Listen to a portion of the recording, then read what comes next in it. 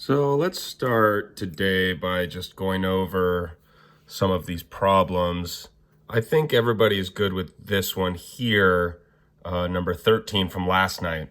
I gave you some suggestions on how to do it. It involves drawing these auxiliary lines, proving these triangles congruent, to do the last one at least. But 14 is not so bad. So here's what's given. These angles are congruent. And you also know that these opposite sides here are parallel. So there's a couple ways to do this. One way is, hey, because these lines here are parallel, that means this angle is congruent with this one here, right? Because they're corresponding angles. And then because these lines are parallel, this angle is congruent with this one here, because they are also corresponding angles. So if this is congruent to that and that is congruent to that, then by the transitive property, angle C is congruent to angle X. There was a handful of ways you could do it, but that's one way. Let's see, what else? I also wanted to talk about 18. Okay, 18. So 18, here's what's given. You have a median, so these segments are congruent. You know that these angles here are congruent. And so to prove, you also know that this here is a, isosceles triangle, FDC. So anyways, I think the easiest way to do it is, so to me, the easiest way to do it is to prove these triangles congruent, to end up proving that this is a parallelogram. So remember, to prove a rectangle, you have to prove a parallelogram and then some property about a rectangle. You could show that this is a right angle, but I don't know if you can really do that. I think the easiest way to do it is show that the diagonals are congruent. So anyways, okay.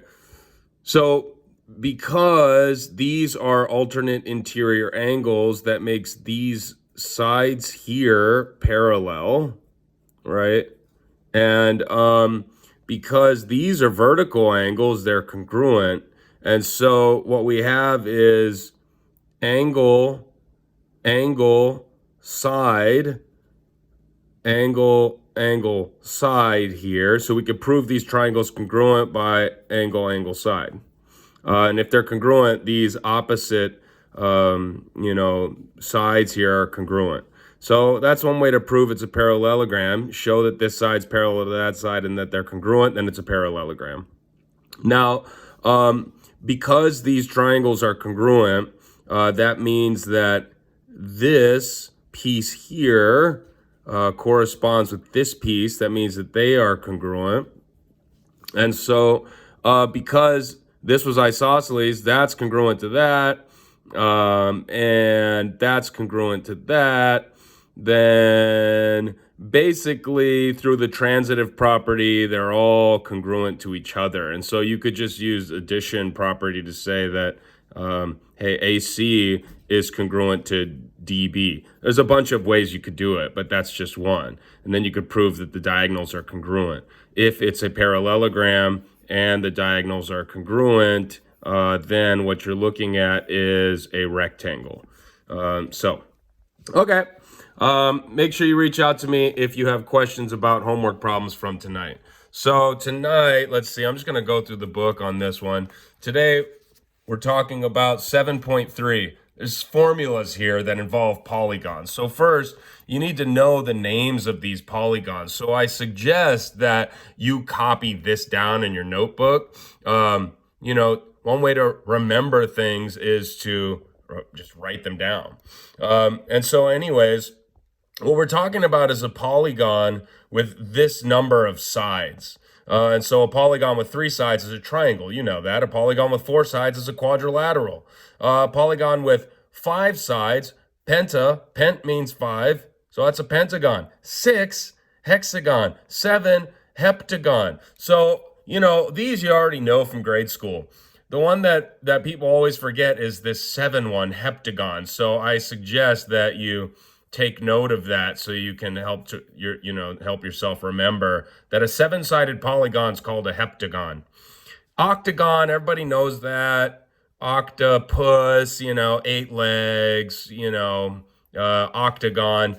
Another one people always forget is a 9-sided polygon. That's a nonagon. I like to remember it because non sounds like 9. Ninagon, nonagon.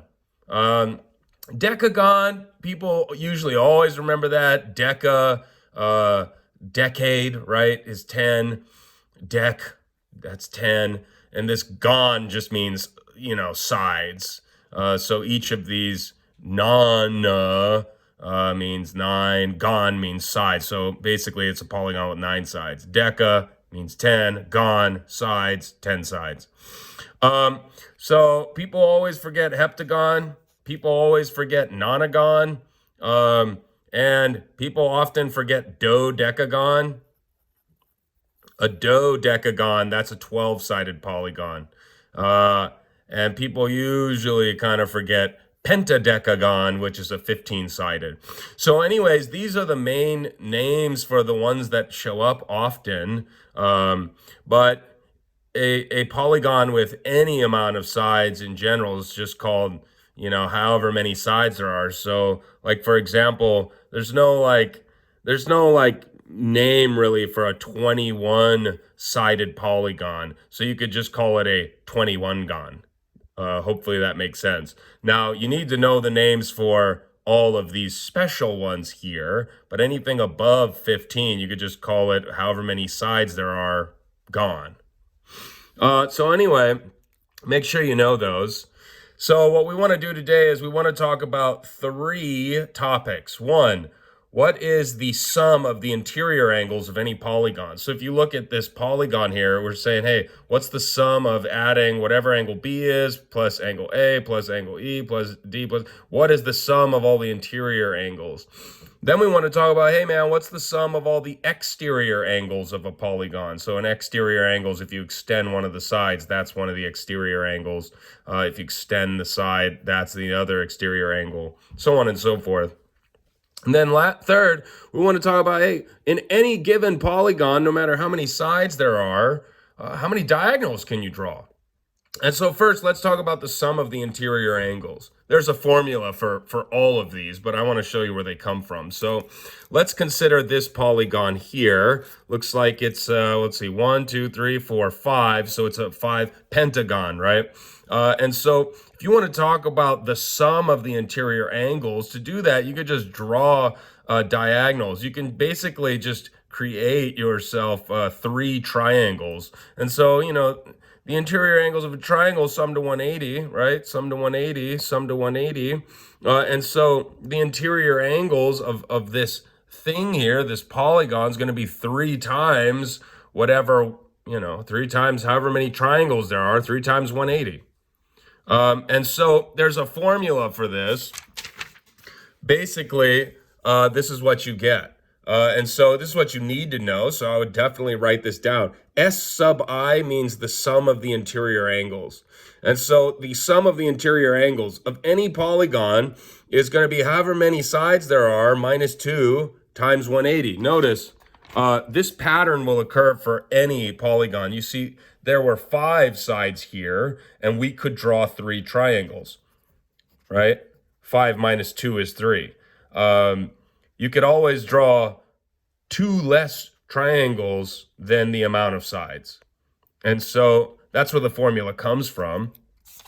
And so, so like, for example, polygon or a pentagon, if we plug in a 5 here, right? 5 minus 2 is 3, 3 times 180. What is that? 5, let's see, 3, what is that? 540? 540? 3, yeah, 540. Anyways, this is the formula. This is what you need to know. This is where it comes from, drawing yourself some triangles. All right. So that's the formula for the sum of the interior angles. And, you know, I guess I could show you this example. All you're doing is figuring out how much sides there are, remembering the formula. And it would help to remember why the formula is true, because you could always draw triangles. Let's say you forget the formula. Just draw some triangles and sum up all the 180s that occur. But if you use the formula, this has 5 sides, right? And so you just plug in a 5 for this, you know, and you get 540. Basically, that's what's going on here. What about, so that's all the sum of the interior angles. So you could find exterior angles in this way by just extending the sides. You'll notice that, well, one, depending on the amount of sides there are, there's going to be the same amount of interior angles. So like, you know, with a 5-sided shape here, a pentagon, you're going to have 5 vertices, 1, 2, 3, 4, 5. So there's going to be 5 interior angles.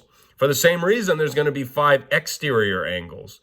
And so the exterior angles can be found by just extending the lines, right? We have one here, you know, another one there, so on and so forth. So this, you're going to love this. The sum of the exterior angles of any polygon is 360 degrees, and I'll share with you why.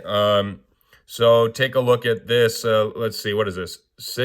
Six-sided, so a hexagon, right? So pretend like you had some car here, right? Okay, just pretend that's a good-looking car. All right, bam, let's make it a truck. All right, so pretend you had some car or something, a truck, sitting here, right? And let's pretend that you turned your car, whoop, so that it was like hitting this line, and whatever the degrees were, you know, in this exterior angle, you turned your car and you drove this way, and now you're here, right? And then you turned your car again, and now you're here. And then you turned your car again, and now you're here. You turned your car again, you know, however many degrees that is, and now you're here. Actually, I guess your car would be sitting here. Your car would be sitting here, but upside down. Your car would be sitting here, also upside down. Your car would be sitting here. Okay. Yep. Turn it again. Your car would be sitting here, right? And then till eventually you turn it again, and your car is like back in the original spot, right? So basically what you've done is a full 360 degree turn. So it doesn't matter what type of polygon it is, for every exterior angle, you turn around this thing, you do like a full 360, and that's why the sum of the exterior angles is 360. Keep in mind, we're talking about the sum here. We don't know what the individual angle measures are, and right now we don't really care about that.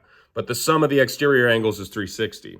And then lastly, hey man, given any polygon, how many diagonals could you draw in any given polygon?